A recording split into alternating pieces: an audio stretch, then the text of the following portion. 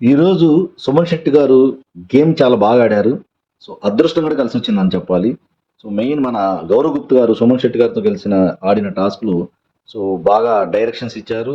ఆటోమేటిక్‌గా విన్ అయ్యారు. సో, అది కొంచెం అదృష్టం కూడా కలిసొచ్చింది. ఫస్ట్ గౌరవ్ గుప్తా కొంచెం స్ట్రాంగ్‌గా టాస్క్‌లు బాగా ఆడుతున్నాడు కాబట్టి, సో, అంత కాలం కలిసొచ్చింది. At the same time so, last అంతకుముందు రోజు తను ఆ ఫిజికల్ టాస్క్‌ను కూడా బాగా ఆడినందుకు, ఈరోజు అతనికి ప్రతిఫలం దొరికింది.